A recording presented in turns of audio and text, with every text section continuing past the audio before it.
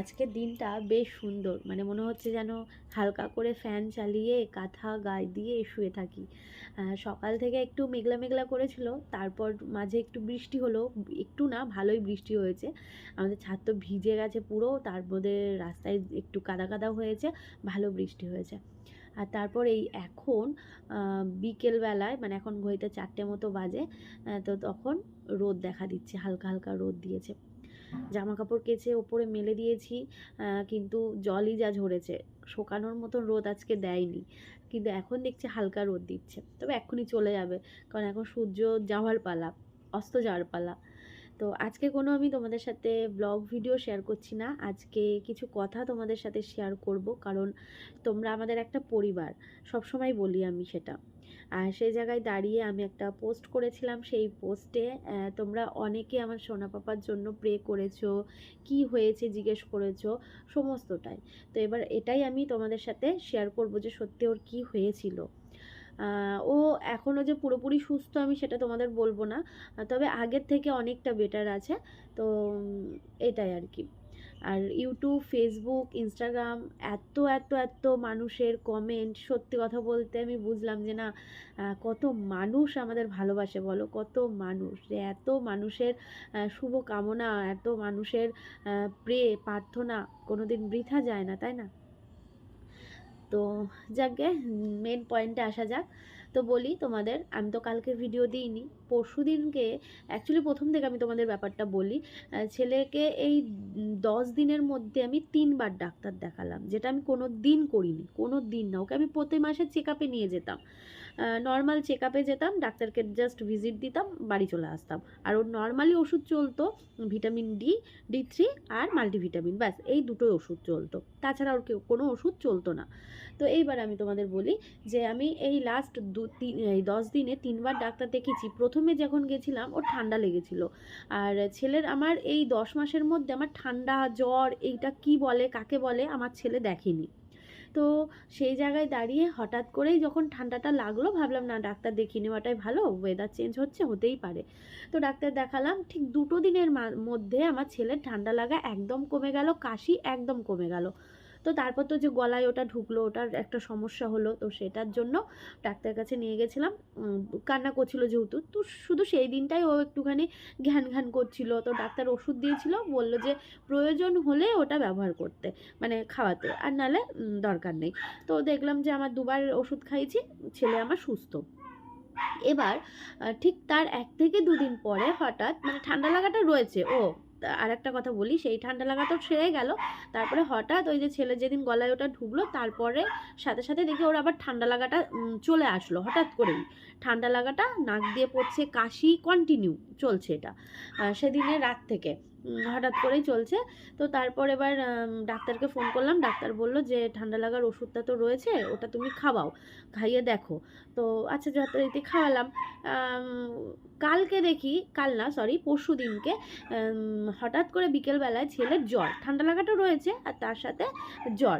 তো ঘুমিয়েছিল দুপুরবেলায়, ঘুমানোর পর 5টার দিকে উঠেছে, ওঠার পরে হঠাৎ করে ওর জ্বর। তো ওটা আবার 100-র একটু আপ।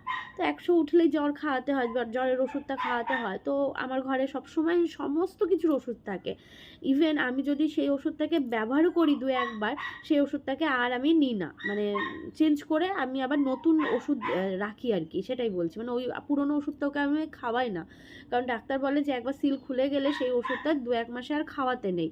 তো ওর জন্যে আমি খাওয়াই না। তো এবার ওষুধ যখন ওর 100 জ্বর দেখলাম, তখন আমি সাথে সাথে ওকে আমি ওই ওষুধটা সিল খুলে খাওয়ালাম।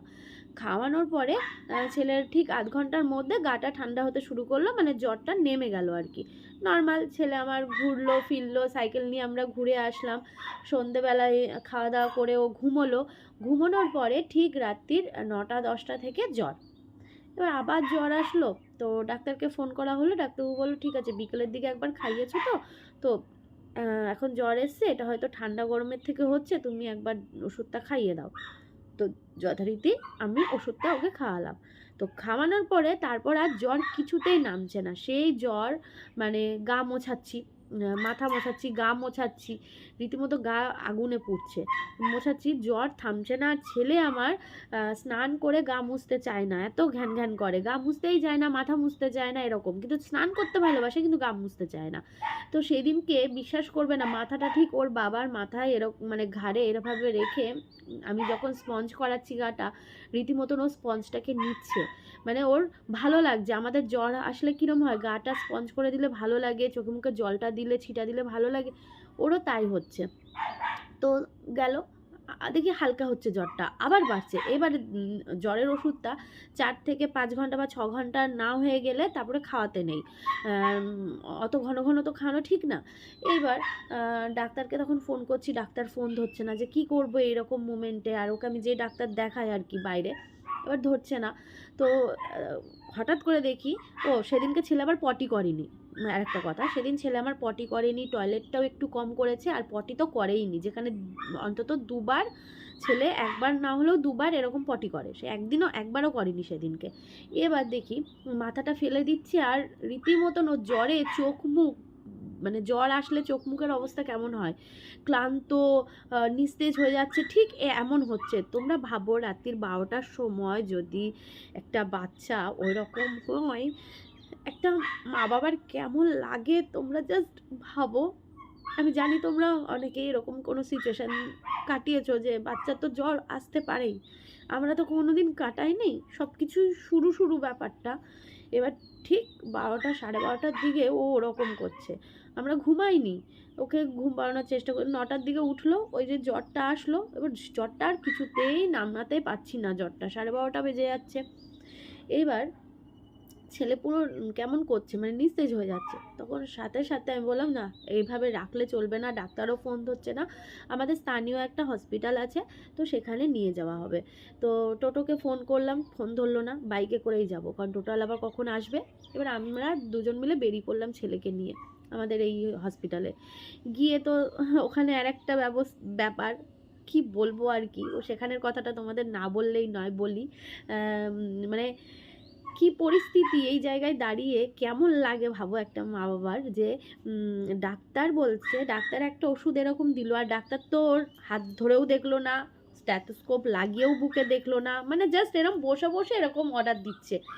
মেপেছিলে, মানে কি পরিস্থিতি, কি বলবো। মানে আমরা তো স্বাস্থ্যকেন্দ্রে হঠাৎ করেই যেতে হয়, মানে পরিস্থিতি বেগতিক দেখলে, তাই না, হট করে মানে কিছু না পেলে তখন আমাদের কাছাকাছি প্রয়োজনে যেতে হয়।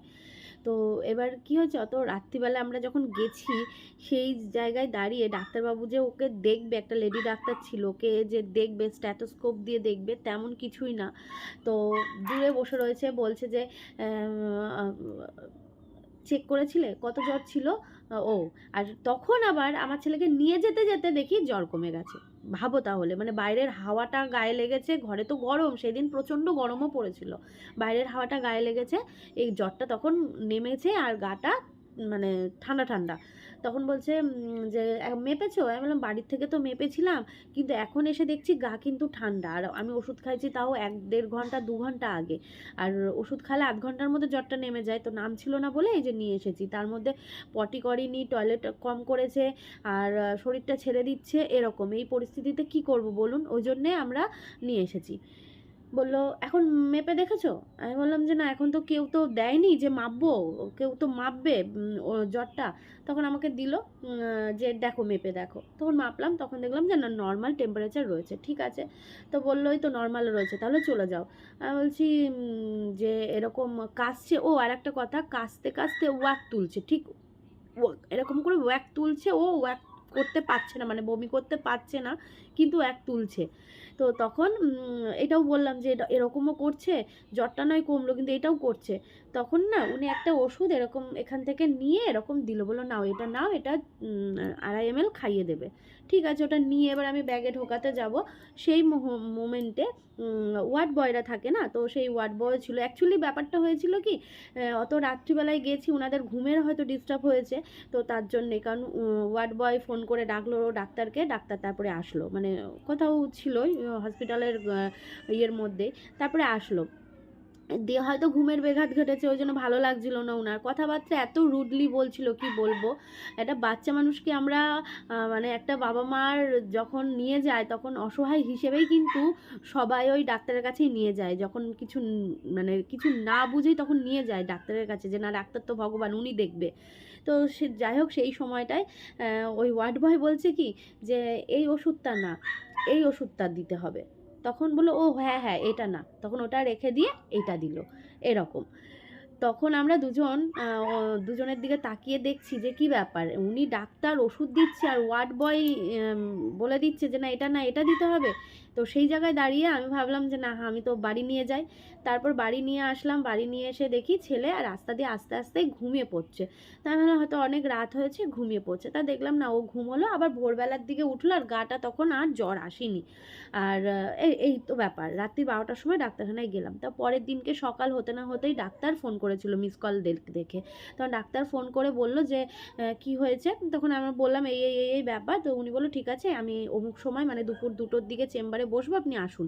তখন আমরা দুপুর 2টোর সময় ওকে নিয়ে গেলাম, গিয়ে দেখালাম। আর সেই দিনও সকাল থেকে আবার জ্বর চলছে, ওষুধ খাওয়াচ্ছি, প্যারাসিটামল খাওয়াচ্ছি, নেমে যাচ্ছে, আবার ওষুধ খাওয়াচ্ছি, এরকম চলছে ব্যাপারটা। তো পটি করেছিল পরের দিন সকালবেলায় ঠিকঠাক। তো এবার ডাক্তারের কাছে গেলাম, ডাক্তার তারপরে ওষুধ দিল, বললো এরকম সিজন চেঞ্জের জন্য হচ্ছে, মানে ঠান্ডা গরম লেগে গেছে, ওর ঠান্ডাটা সেরে গেছিলো আবার ঠান্ডা গরম লেগেছে। ওই যে যেদিনকে গলায় ওই জিনিসটা আটকে ছিল সেদিনকে ওকে দুপুরবেলায় আমরা নিয়ে গেছিলাম, মানে ওই 11টা হ্যাঁ 11টা সাড়ে 11টার দিকে যে নিয়ে গেছিলাম, ওই যে রোদটা লেগেছে, ওই রোদে ঠান্ডা গরমে ওর এই ব্যাপারটা হয়েছে, তো জ্বরটা এসেছে। তো যাই হোক উনি আবার একটা অ্যান্টিবায়োটিক দিয়েছে।